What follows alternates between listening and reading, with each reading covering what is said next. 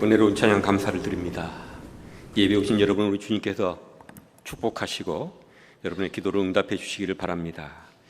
아까 광고 잠깐 나왔습니다마는 김동호 목사님 여러분 잘 아실 텐데 바쁘신 분인데 오늘 오후에 우리 교회 헌신 예배 오시는데 여러분들 시간 내셔서 많이 오셔서 함께 은혜 나눌 수 있었으면 좋겠습니다. 여러분들은 예배를 매주 이처럼 나오는데 여러분의 예배가 성공하고 있다고 생각하십니까? 다른 말로 얘기하면 여러분이 예배 생활이 살아있다고 생각하십니까? 예배 생활이 살아있다는 것을 여러 가지 측면에서 얘기할 수 있겠지만 첫째, 예배 생활이 살아있다는 것은 여러분들이 교회에 올 때 설렘이 있어야 됩니다. 기대가 있어야 된다는 것입니다. 리차드 포스터가 예배 훈련에 대해서 얘기하면서 예배에 가장 중요한 것은 예배 올 때에 예배에 대한 기대가 있어야 된다, 이런 얘기를 했습니다. 오늘 내가 오늘 교회에 가서 어떤 찬양으로 주님께 영광을 돌릴 것인가, 오늘 하나님이 강단을 통해서 어떤 말씀을 선포하실 건가, 내게 그걸 통해서 무슨 말씀을 하실 건가, 와서 예배에 집중하고 그래서 은혜 받고 또 내가 내면의 변화를 경험하고 성장을 경험하는 예배, 그런 사람은 예배 생활이 또 예배가 그 사람에게 살아있다고 볼 수 있겠습니다. 이렇게 말씀드리면 내가 예배 생활에 실패하고 있구나, 이런 생각을 가지시는 분들이 있을 겁니다. 그러면 이번 주와 다음 주를 통해서 예배에 대해서 저와 함께 배워나갔으면 좋겠습니다. 저도 물론 예배를 신학을 하면서 배우기도 했지만 여전히 더 깊은, 더 은혜로운 예배를 위해서 기도하고 노력하고 있습니다. 제가 예배를 인도하고 설교를 하면 훨씬 은혜를 제가 더 받습니다. 왜냐하면 예배를 위해서 훨씬 더 준비 기도를 많이 하고 성령의 도우심을 구하고 그러면서 예배를 하기 때문에 제가 하는 설교지만 제 설교에 제가 은혜 받으면서 설교를 하게 되는 것입니다. 성령이 함께 하시니까. 죄송한 말입니다만은 또 다른 목사님이 설교를 하면 물론 은혜 받고 아멘 하면서 받지만 어떤 때는 설교를 평가하거나 또 피곤하고 할 그러면 예배의 흐름을 놓칠 때도 있습니다. 그때는 그냥 있어서는 안 됩니다, 여러분. 그때는 바로 회개하고, 그리고 여러분 생각해 보십시오. 다른 사람하고 얘기를 하고 있는데, 어른하고 얘기하고 있는데 어른이 얘기하는데 내가 딴 생각하고 있거나 하면 죄송한 일이잖아요. 하나님께 예배하고 있는데 내가 딴 생각을 하고 예배 흐름을 놓친다는 것은 하나님께 죄송한 것입니다. 그때는 회개하고 성령의 도움을 구하며 다시 예배에 집중을 해야 되는 것입니다. 사람은 집중하는데 한 5분 정도 집중할 수밖에 없대요. 그러니까 5분마다 각성을 하면서 예배에 집중을 해야 된다는 거예요.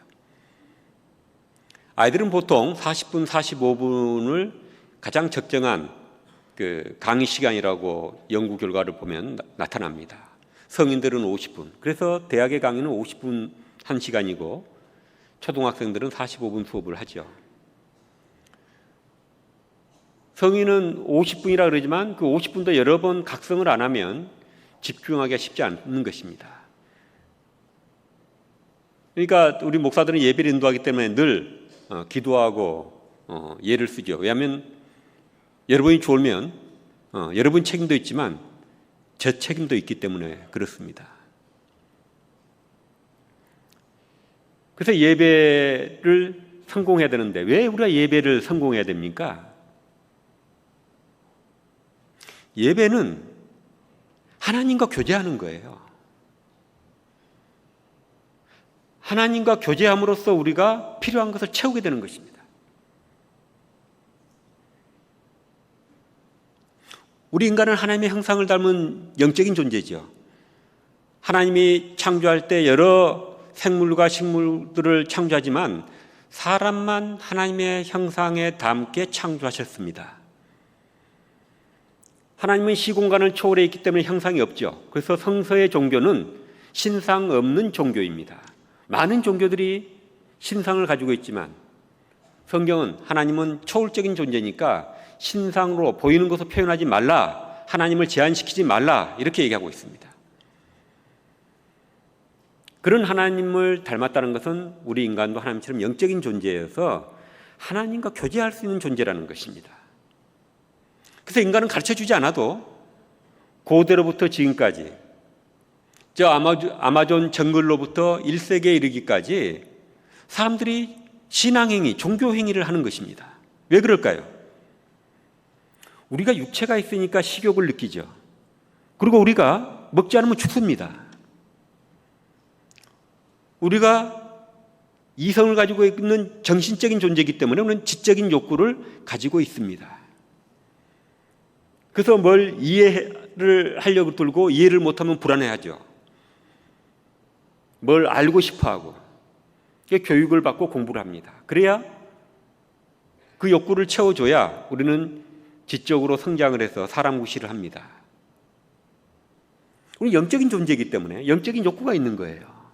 그 욕구를 채워줘야 우리의 내면이 충만해지고 마음의 중심이 잡히고 그리고 유혹을 이기면서 흔들리지 않는 삶을 살아갈 수 있는 것입니다.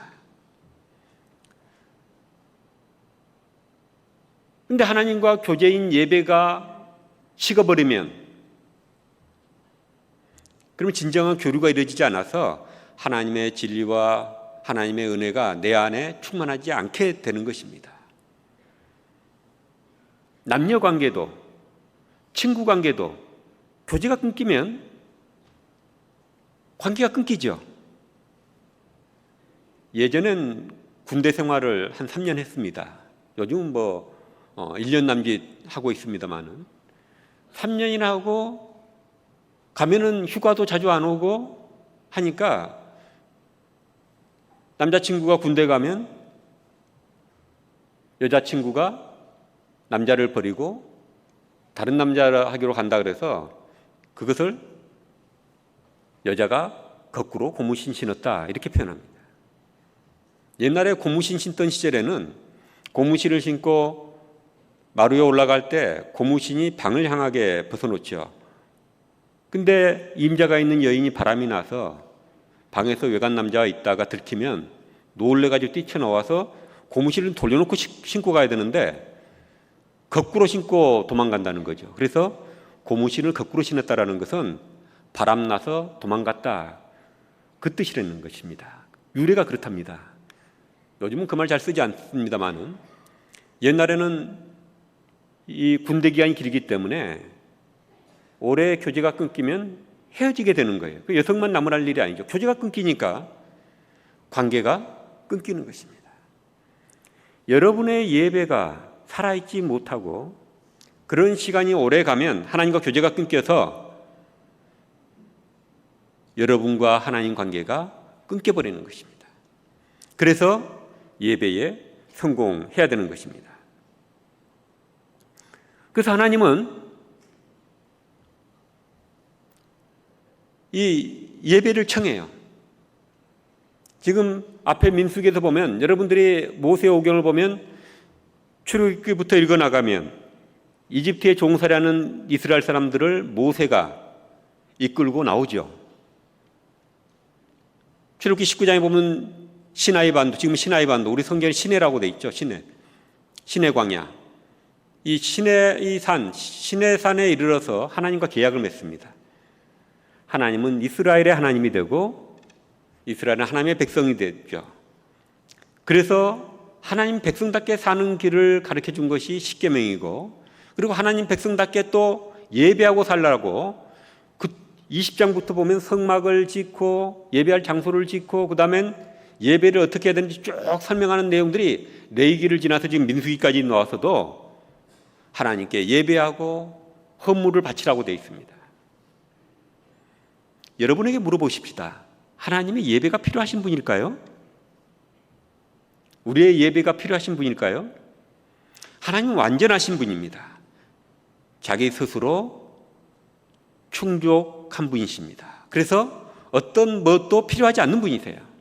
근데 왜 우리에게 예배를 드리라고 그러고 헌물을 드리라고 했을까요? 부모가 자식을 낳으면 가정에서부터 어른을 공경하는 법을 가르치죠. 또 음식을 만들거나 과일을 깎으면 엄마가 할아버지 할머니 갖다 드려라, 오빠 갖다 드려라, 뭐 동생 갖다 줘라, 아빠 갖다 줘라 하는 건 뭐예요? 또 아이에게 이런저런 예의를 가르치는 것들이 뭡니까? 자기 하는 일을 자기가 하게 하는 것. 그건 얘를 부려먹기 위한 것도, 얘가 먹는 것을 뺏어 먹기 위한 것도, 또 어른 공경을 가르치면서 내가 효를 받겠다는 뜻이 아니죠. 성장해서 밖에 나가면 사람답게 어른들을 공경할 줄도 알고 예의를 지킬 줄도 알고, 그리고 먹을 것도 자기 가진 것을 다른 사람들을 배려해서 나눌 줄도 알고, 그리고 자기 일은 자기가 할 줄 아는 그런 사람다운 사람이 되게 하기 위해서 그렇게 하는 것이죠. 하나님이 우리에게 예배를 가르치고 요구하고 예배로 부르시고 헌금을 바치려 하는 것은 하나님이 헌금이 뭐가 필요하시겠어요? 예배함으로 우리는 하나님과 교제하게 되고 충만하게 되고, 또 하나님께 헌금은 선물인 것입니다. 우리는 사랑하는 사람에게 선물을 하죠. 사랑하는 사람에게 선물하고도 돈이 많이 들었음에도 불구하고 기쁘죠. 왜? 사랑하는 사람이니까. 결혼할 때 우리는 많은 돈을 들여서 그 결혼하고 나면 그 반지가 어디 있는지도 잊어버릴 때도 있는데, 또 많은 돈을 들여서 예물을 합니다. 왜 그렇습니까? 나는 당신에게 가장 좋은 것을 주고 싶어, 이 뜻 아닙니까? 그럴 때 두 사람이 특별한 관계가 되는 거예요. 하나님께 내가 가장 소중하게 여기는, 우리가 재물을 가장 소중하게 여기기 때문에 하나님께 그걸 드리면서 우리는 내 가진 것, 내가 가장 소중히 여긴 것을 주님께 바칩니다. 그럴 때 우리에게 기쁨이 있는 거예요. 저는 예전보다 더 헌금을 할 수 있는 것이 감사하더라고요. 아이들도 다 컸고 그랬기 때문에. 왜냐하면 그것은 하나님과 나의 관계를 말해주기 때문에 그렇습니다.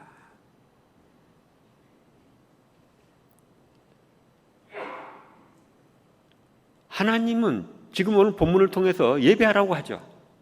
특별히 이사야 43장에 보면 이집트에서 너희 조상을 내가 끌고 나왔다.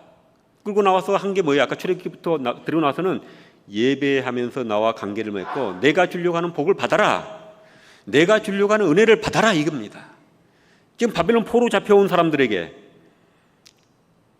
이집트에서도 내가 구원했던 것 같이, 너희 조상들을 구원했던 것 같이, 능력으로 구원했던 것 같이 내가 다시 사막에 길을 내고 강이 흐르게 하고 물이 솟게 하면서 너희들을 다시 고국으로 돌아가게 하겠다.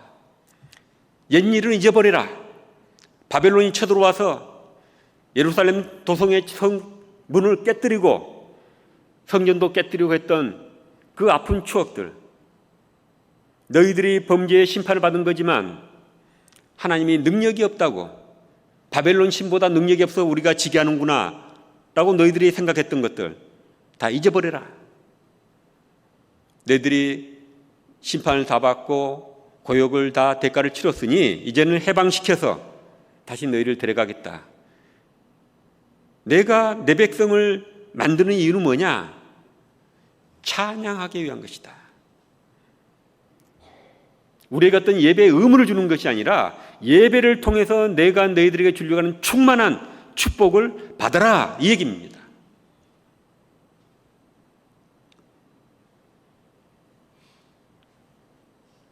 그래서 예배는 우리에게 중요한 것입니다. 예전에 제가 강남에 그 소망교회에서 일을 한 적이 있습니다. 사역을 하는데 거기 담임 목사셨던 곽서희 목사님이 한 번은 그런 얘기를 하시는 걸 들었습니다. 그분이 영락교회를 개척하신 한경기 목사님은 굉장히 좋아하시고 존경을 늘 표하시는 분이신데, 영락교회 설교를 하러 갔더니 한경기 목사님은 누구에게나 인자하시고 점잖으신 분으로 알려진 분이죠. 근데 예배를 하는데 오르간이 고장이 났나 봐요. 그래서 오르가니스트가 오르간 연주를 못하게 된 겁니다. 예배 끝나고 나서 한경기 목사님이 그 오르가니스트를 불러가지고 눈에 눈물이 쏙 빠지도록 나무라더라는 것입니다. 왜냐? 일찍 와서 오르간이 고장난 것을 알았으면 일찍 해서 고쳐서 예배에 문제가 없게 해야지, 그렇게 예배를 무성의하게 드리면 되겠냐, 이 얘기입니다. 예배는 너무 소중하기 때문에 많은 성도들이 그곳에 와서 예배를 통해서 하나님과 교제하고 은혜를 받아야 되는데, 그 방해하는 일을 하면 되겠냐, 이겁니다. 곽성희 목사님 말씀으로는 한경기 목사님은 예배 중심의 목회를 했다고 얘기하시더라고요. 그래서 나도 예배 중심의 목회를 한다, 이렇게 말씀하시는 걸 들었습니다. 저와 여러분은 예배에 성공하는 사람들이 되기를 바랍니다. 그런데 성경에 보면 예배에 실패하는 사람들이 나와요. 맨 먼저 가인이 나오죠. 아벨은 정성껏 자기 소산물의 첫 제물을 하나님께 드리면서 하나님을 기쁘게 하는 예배를 드려서 그 예배를 하나님이 받으시죠. 가인은 자기 가진 것의 농산물 중에 그냥 가져와서 일부를 하나님께 예배합니다. 농산물로 예배드리는 게 뭐가 잘못됐냐 이렇게 얘기할지 모르지만 마음의 태도인 거죠. 그 예배가 받아들여지지 않았을 때 가인이 보이는 태도는 가인이 얼마나 하나님에 대해서 하나님을 경히 여기는지 소홀히 여기는지를 알 수가 있습니다. 자기 예배를 받아주지 않았다고 해서 분노하고, 하나님이 예배를 받아준 아벨을 시샘해서 동생인데도 들로 데리고 나가서 쳐 죽이죠. 예배에 실패하는 사람은, 예배가 죽어있는 사람은 영이 죽어있고 그 인생이 이렇게 위험한 방향으로 끝나버리고 마는 것입니다. 엘리의 아들들 보십시오. 그 엘리의 아들들은 자기들이 예배에 실패하고 있을 뿐만 아니라 남이 예배하는 것조차도 재물을 함부로 다루고 가면서 예배를 방해하고 있어요. 그들은 하나님의 심판을 받아 죽고 집안도 풍지박산이 나고 맙니다. 자기 예배도 성공해야 될 뿐만 아니라 남이 예배하는 것에도 걸거침이 되는 행위, 방해하는 행위를 하면 안 되는 것입니다. 여러분, 두려워할 줄 알아야 돼요. 감히 누가 하나님께 예배 드리는 것을 방해하는 일을 할 수 있겠습니까? 사울을 보십시오.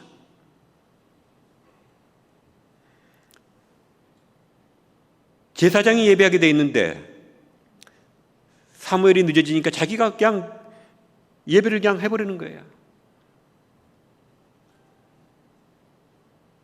그리고 하나님의 버림을 받고, 그리고 사울 왕과는 끝이 나고 맙니다.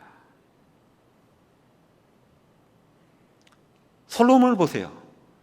젊었을 때는 하나님이 감동하는 1000번째 예배를 드렸던 사람이 성공하고 권위적이 되니까 여러 주변 나라들과 정략 결혼을 하고, 그 공주들이 가져오는 이방 종교를 그대로 받아들이고 자기도 우상 숭배에 빠지고, 그러냐 그의 마음에 예배에 실패하는 자가 되니까 마음의 중심이 흔들리는 거예요. 인생이 흔들리고 나라가 흔들리고 반란이 일어나고, 그의 아들 때에 가서 나라가 흔들리다가 두동강이 나고 많은 것을 볼 수 있습니다. 예배가 흔들리는 것, 예배가 소홀히 되는 것은 간단한 문제가 아닙니다, 여러분. 우리 교회는 예배가 살아 있어야 됩니다. 예배 들어오는 여러분도 기도로 준비하고 오세요. 주일날뿐만 아니라 수요일, 금요일 새벽기도 올 때에 미리 기도로 준비하고 오십시오. 그럼 훨씬 예배가 은혜롭게 됩니다. 말씀 마치겠습니다. 여러분, 저와 여러분들은 꼭 예배에 성공하고 예배가 살아있는 사람이 되십시다. 그러면 어떻게 해야 예배가 살아있게 되는가? 다음 주에 예수께서 가르쳐주신 중요한 교훈이 있습니다. 다음 주에 우리 꼭 오셔서 그 말씀 함께 나눌 수 있기를 바랍니다. 오늘은 성만찬 예배입니다. 예수님도 예배를 명했습니다. 성만찬을 제정하시고 늘 기념하라, 예배하라 이겁니다. 성령도 우리 예배를 권합니다. 성령이 내렸을 때 초대교회는 자연스럽게 매일 예배를 드렸습니다. 그러니까 삼위일체 하나님이 예배를 우리에게 요구하시는 것입니다. 그래서 성만찬 우리 함께 참여하실 때인데 찬송가 229장 1절과 2절, 5절과 6절 하시고 6절 하실 때 성찬위원들 앞으로 나와 주시기 바랍니다.